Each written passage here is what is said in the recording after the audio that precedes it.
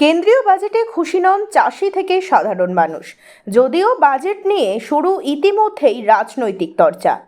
আজ নতুন মোদী সরকারের পক্ষ থেকে পূর্ণাঙ্গ বাজেট পেশ করেছেন দেশের অর্থমন্ত্রী নির্মলা সীতারামন। 2024-25 সালের বাজেট পেশ করার পরই সামনে এসেছে একাধিক পরিকল্পনা কেন্দ্রের। কৃষিতে বিশেষ নজর কেন্দ্রের, আরও কৃষি ক্রেডিট কার্ড দেওয়ার ঘোষণাও করেছিলেন অর্থমন্ত্রী। তবে কি জানাচ্ছে সাধারণ মানুষ থেকে চাষিরা? কতটা খুশি তারা? তা জানতেই আজ আমরা পৌঁছেছিলাম তাদের কাছে। কৃষিতে নজর দিয়েছে কেন্দ্র, তবে কৃষকরা জানাচ্ছে এই বাজেটে তারা খুশি নন। এর আগেও তাদের নিয়ে অনেক কথা বলা হয়েছে কেন্দ্রীয় সরকারের তরফ থেকে, তবে তার বাস্তবায়ন হয়নি কখনো। তবে কৃষাণু ক্রেডিট কার্ড সম্বন্ধে বলতে গিয়ে চাষিদের বক্তব্য, এসব ভাওতা, ওই কার্ড করে কোনো লাভবান হয় না, এমনটাই জানিয়েছেন চাষিরা। তারা জানাচ্ছেন সরকার আজ সাধারণ মানুষের জন্য কিছু ভাবেনি। যদিও এই বাজেট নিয়ে শুরু হয়েছে রাজনৈতিক তরজা। রাজ্যের শাসক দল তৃণমূল কংগ্রেসের পক্ষ থেকে জানানো হয়েছে মোদী সরকার গদি বাজাতে আজকের বাজেট পেশ করেছেন। বাংলার মানুষ আজ বঞ্চিতই থেকে গেল বাজেটে। এই বাজেট মানুষের বাজেট না। অপরদিকে বিজেপি বলছে এটা মানুষের পাশে থাকার বাজেট। কেন্দ্রীয় সরকার এবার মানুষের উন্নয়নের জন্য বাজেট পেশ করেছে, তবে রাজ্য সরকার কাটমানি খায় বলে তাদের আজ গাত্রদাহ হচ্ছে। আজ কেন্দ্র সরকারের প্রথম বাজেট পেশ। আজকে যে বাজেট পেশ হয়েছে সেখানে তো আপনি জানেন যে নিত্য প্রয়োজনীয় জিনিসের উপরে কিন্তু কোনো বিশেষ একটা ছাড় দেওয়া হয়নি। কোনো ছাড় দেয়নি। আচ্ছা, সাধারণ মানুষের জন্য সেরকম কোনো উপকৃত কাজ আমরা দেখতে পাচ্ছি না। আচ্ছা, কিন্তু দেখা গেছে কৃষকদের উপরে কিন্তু অনেকটাই কিন্তু আস্থা রেখেছে কেন্দ্র সরকার। কৃষকদের উপরে আস্থা রেখেছে, কিন্তু যে জিনিসের উপর আস্থা রেখে সেগুলো যে কৃষক খুব একটা উপকৃত হবে আমার মনে হয় না। অনেক কিছু কিন্তু ছাড়ও দেওয়া হয়েছে। ছাড় দিয়েছে, সেই ছাড়টা কিভাবে আমরা পাবো সেটারও বোঝার ব্যাপার আছে। মানে বলতে চাইলে বাস্তবায়িত নাও হতে পারে। নাও হতে পারে। আপনারা কি চাইছেন? আমরা যদি সরাসরি কেন্দ্র সরকার যে বাজেট পেশ করছে, কৃষকদের যে ছাড়টা বলছে, সে ছাড়টা যদি সরাসরি কৃষকের হাতে পৌঁছাতো, সেরকম কিছু যদি মানে সংস্থা যদি কাজ করতো, তাহলে হয়তো কৃষক উপকৃত হতো। কিন্তু বাজেটে পেশ করছে, মুখে বলছে, বাস্তবে করে দেখা।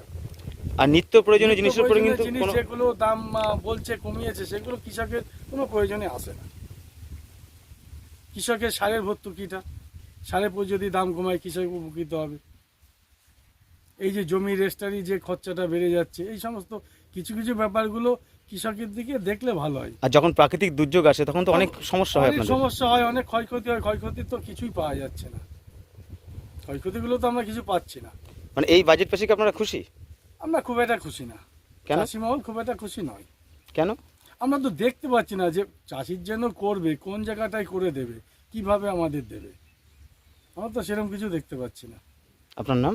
আমার নাম পাবন মহলদার। আমি একজন চাষি, আমি তো কিছুই বুঝতে পারছি না যে কিভাবে আমরা চাষি যে সুযোগ সুবিধা পাবো, সে পাওয়ার লাইনটা তো আমরা বুঝতে পারছি না। আজ তো কেন্দ্রীয় বাজেট পেশ হয়েছে জানেন তো, সেই জায়গা থেকে দ্রব্যমূল্য বৃদ্ধি বা বেকারত্বের সমস্যা যেটা রাজ্য বা দেশ জুড়ে, সেদিকে কোনো রকম কোনো কথা উঠে আসেনি। আপনি তো একজন সাধারণ মানুষ, কিভাবে দেখছেন আজকের বাজেট? দেখুন, আজকের বাজেট যেটা আমি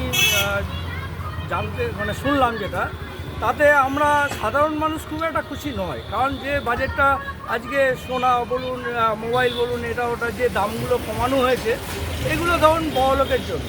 আজকে সাধারণ মানুষ যে বেকারত্ব বেড়ে গেছে, তারপর ধরুন রাস্তায় রাস্তায় যারা হকারি করতো তাদের হকার উচ্ছেদ করা হয়েছে, দোকান করে খেত তাদের উচ্ছেদ করা হয়েছে। সাধারণ মানুষ এখন পেটের দায়ে ঘুরছে। আর সাধারণ মানুষের কাছে এখন ধরুন যে বাজার করে খাবে, আজকে যদি 100 টাকা নিয়ে বাজারে যায়, তার বাজার হবে না।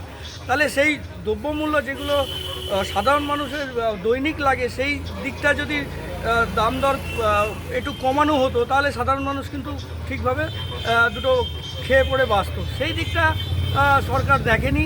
হ্যাঁ, কারণ আমি একজন সাধারণ মানুষ হয়ে আমি নিজেই বুঝছি যে আজকে বাজারে গেলে দেখুন আলু আজকে 40 টাকা কেজি, হ্যাঁ, পেঁয়াজ 50 টাকা, 20 টাকা কেজি, 30 টাকা 40 টাকা পেঁয়াজ, এই আদা, পেঁয়াজ 50 টাকা কেজি। তো এই ধরনের জিনিসগুলো যদি সাধারণ মানুষ তো কিনে খাওয়ার পক্ষে নেই, এবং তারা কিভাবে চলবে এটা নিয়ে সরকারের ভাবনা চিন্তাও নেই।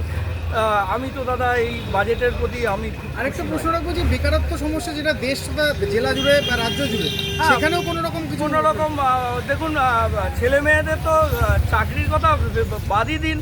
আজকে যেসব বাচ্চারা আজকে পড়াশুনো করে তারা আজকে একটা চাকরির জন্য রেডি হচ্ছে, তারা আজকে দেখুন একটা ছোট কাজও করতে পারছে না। তারা যে আজকে রাস্তায় বসে ঠেলাগাড়ি করে কিছু ব্যবসা করবে সেটাও ধরুন বন্ধ করে দেওয়া হচ্ছে। তো বেকারত্ব এইভাবে যেভাবে বেড়ে চলেছে, আরও বেড়ে চললে হয়তো আমাদের বেঁচে থাকাই মুশকিল মানে হয়ে যাবে। কেন্দ্রীয় বাজেট আজকের সন্তুষ্ট নন না, আপনারা? একদম নয়। আপনার নাম? আমার নাম উত্তম সরকার, আপনি সাধারণ মানুষ। আমি সাধারণ না। আজ যে কেন্দ্রীয় বাজেট পেশ হয়েছে, পূর্ণাঙ্গ বাজেট, এবং সেই বাজেটের দ্রব্যমূল্য কমার কোনো রকম জায়গা দেখা যায়নি, কি বলবেন? দ্রব্যমূল্য না বাড়লে সাধারণ মানুষের খুবই অসুবিধা হবে। আচ্ছা, এই যে দ্রব্যমূল্য যে মেন কারণ, আচ্ছা সাধারণ মানুষ বা মধ্যবিত্ত আজ হাসপাস করছে, সবজির দাম থেকে শুরু করে মুদিখানা, সেই দিক থেকে সেদিকে কোনো কমার আশঙ্কাই হয়নি, এটা কীভাবে দেখছেন? খুবই কষ্টের দিন আসছে, আর একদিন আরও কষ্টের হবে এটুকু বলতে পারি। মানুষের ইনকাম কমে যাচ্ছে, চারদিকেই তো অবস্থা খারাপ। মানে সরকারের কি এদিকে একটু তাকানো উচিত ছিল মনে করছেন? অবশ্যই উচিত সরকার টাকাটা। আপনার নাম? আমার নাম অরুণ ঘোষ। আপনি দোকানদার। আজকে কেন্দ্র সরকার কিন্তু বাজেট পেশ হয়েছে, যেখানে দেখা যাচ্ছে যে গত বছর যে সোনার উপর যে দামের উপর যেটা ভিত্তি ছিল, এই বছর কিন্তু বাজেট পেশে কিন্তু অনেকটা কমানো হয়েছে। মধ্যবিত্ত এবং সাধারণ মানুষ যারা বিয়ে অনুষ্ঠান থেকে শুরু বিভিন্ন অনুষ্ঠানে কিন্তু সোনা এবং উপর প্রতি একটা ঝোঁক থাকে এবং গহনার দরকার হয়। তাতে করে এই যে বাজেট পেশ হয়েছে সেখানে কতটা মধ্যবিত্ত সাধ্য হবে এবং আপনাদের কতটা সুবিধা হবে, ক্রেতা বিক্রেতা সব মিলে এই বাজেট পেশে কি বলবেন আজকে? অবশ্যই দেখুন, এখন যা দিনকাল পড়েছে সেক্ষেত্রে একটা সাধারণ মানুষের প্রতি সোনা কেনাটা অ্যাসেটের মতন, ঠিক আছে? সেক্ষেত্রে যদি আজকে আমাদের সরকার বাজেটের পেশ করে অনেক কমিয়েছে, সেক্ষেত্রে অবশ্যই অনেক সকল মধ্যবিত্ত যারা আমাদের ভাই বোনেরা আছে অবশ্যই সুবিধা হবে। আর আমাদের কাছে এমনিতেও কোয়ারিস আছে যে দাম কখন কমবে, দাম কখন কমবে, মানুষ তখন রেডি আছে যে কখন একটু দাম কমবে, একটু নিজেদের পছন্দের মতো জিনিসগুলো নেবে কম ওয়েটে, নিজেদের বাজেটের মধ্যে, তাদেরও একটা ফাইন্যান্সিয়াল সব দিক থেকে যেন স্টেবল থাকে। তো এই দিক থেকে অবশ্যই সাধারণ মানুষের অবশ্যই সুবিধা হবে। আমরাও এক্ষেত্রে এই কমাতে আমরা আরও এক্সিবিশন করব, যাতে সাধারণ মানুষকে পৌঁছাতে পারি যে এখন সোনার দাম রূপোর দাম আগের বছরের থেকে অনেক কমেছে, যাতে মানুষেরা কিনতে পারে। তো এর জন্য অবশ্যই সকলের সুবিধা হবে। অবশ্যই আমরা এর পরিপ্রেক্ষিতে আমরা অবশ্যই একটা ভালো কিছু এক্সিবিশন করব আমাদের তরফ থেকে। আমার নাম সোনাল সরকার, আমি শান্তিপুর স্টোর সেন্ট্রাল গোল্ডের ম্যানেজার, স্টোর ম্যানেজার। কি বলবেন? তৃণমূলের সৈনিক হিসাবে একটাই কথা, এই কেন্দ্র সরকার হচ্ছে শিল্পপতিদের সরকার, বড়লোকের সরকার, মানুষের কথা ভাবে না, মিথ্যা প্রতিশ্রুতি দিয়ে মানুষের ভোট নিয়ে এবারও তারা একটা সংখ্যালঘু সরকার কেন্দ্রে তৈরি হয়েছে। সর্বপ্রথমে বলবো বাংলার প্রতি বঞ্চনা, এর বঞ্চনা আগেও হয়েছে। বাংলার জন্য কোনো দিশা নেই, কোনো টাকা বরাদ্দ নেই, উন্নয়ন নেই, বাংলার প্রাপ্য টাকা হকের টাকা আজকে কেন্দ্রীয় সরকার দেয়নি। সেক্ষেত্রে নরেন্দ্র মোদীর গতি কী করে বাঁচানো যায়? ভারতবর্ষের দুই পাল্টুবাজ নেতা, বিহারের নীতিশ কুমার এবং অন্ধ্রপ্রদেশের চন্দ্রবাবু নাইডুর সমর্থনে যে সরকার রয়েছে, যুক্তরাষ্ট্রীয় কাঠামোয় কেন্দ্রীয় সরকার সংবিধানে পারে না, অসাংবিধানিকভাবে আজকে প্রাপ্য রাজ্যের বঞ্চনা, বাংলাকে বঞ্চনা করে বিশেষ প্যাকেজ একটা দুটো না 40,000 কোটি টাকা বিহার এবং অন্ধ্রকে দিয়েছে তাদের সরকার রক্ষা করার জন্যে। এ সরকার বেশি দিন টিকবে না, এ সরকারের স্থায়িত্ব নেই। এই সরকার মানুষের জন্য বিগত দিনেও কোনো রকমের মানুষের কল্যাণে কোনো বাজেটে আমরা দেখতে পাইনি। এবারও দিশাহীন বাজেট কেন্দ্রের নির্মলা সীতারামন আজকে ঘোষণা করেছে। আপনার নাম? সনদ চক্রবর্তী, সভাপতি, নদিয়া দক্ষিণ জেলা এনটিটিউসি। দিদি, একটু আগে কিন্তু কেন্দ্রে আজকে বাজেট পেশ হয়েছে, আপনি একজন বিজেপির সক্রিয় নেত্রী, কি বলবেন আজকে বাজেট পেশ নিয়ে? খুব ভালো মানুষের জন্য বাজেট হয়েছে। এবং আমি আজকে ভোরবেলা বেরিয়ে এসেছি, আমাদের শান্তিপুরে একটা প্রোগ্রাম ছিল, ভোরবেলা বেরিয়েছি। বাজেট আমার শোনাম, লোকমুখে যা শুনলাম আমি তো অত্যন্ত প্রীত। এবং যে যাই বলুক, ঘরে ঘরে শিল্প, এই আবাস যোজনায় এত আবার বেড়েছে, কৃষকদের জন্য আলাদা করে নোটিশ দেওয়া করা হয়েছে। কৃষক আমাদের তো আসল যারা অন্নদাতা, তাদের জন্য তো প্রচুর কাজ হয়েছে। বাজেট কৃষক মুখী হয়েছে। এবং আমি শুনলাম এমএসএমই 20,000 কোটি টাকা হয়েছে। এমএসএমই মানে ঘরে ঘরে কাজ হবে। এবং এবার ব্যাংক গ্যারান্টার হয়ে গেল, আগে এমএসএমইতে ব্যাংক গ্যারান্টার ছিল না, বুঝতে পেরেছেন? মানে এটা সরকার তার দায়িত্ব নিয়ে নিচ্ছে।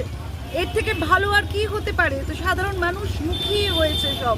কিন্তু রাজ্যের শাসক দল এবং বিরোধী দল যারা রয়েছে তারা কিন্তু বলছে এবছর যে বাজেট পেশ হয়েছে শুনুন, সেটা কিন্তু সাধারণ রাজ্যের- মানুষের চিন্তা করে হয়নি। রাজ্যের শাসক দলকে বলছে একটু কাটমানিটা কমিয়ে দিন, কাটমানিটা একদম ডিস্ট্রয় করে দিন, এক্সটারমিনেট করে দিন, ধ্বংস করে দিন কাটমানিটা। তাহলে দেখবেন আমাদের পশ্চিমবঙ্গ সোনার বঙ্গ, সোনার বাংলা আমাদের। শুধু জয় বাংলা বাংলাদেশি স্লোগানদের মতো দিলে হবে না। আমাদের জয় বাংলা আমরা জানি চোখের ইনফেকশন হয়, তাই ইনফেকশন হয়ে যাচ্ছে এখন। কাটমানিটা একটা ইনফেকশন আমাদের বঙ্গের।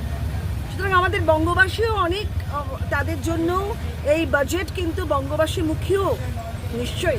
And we are very happy যে এরকম একটা বাজেট আজকে হয়েছে।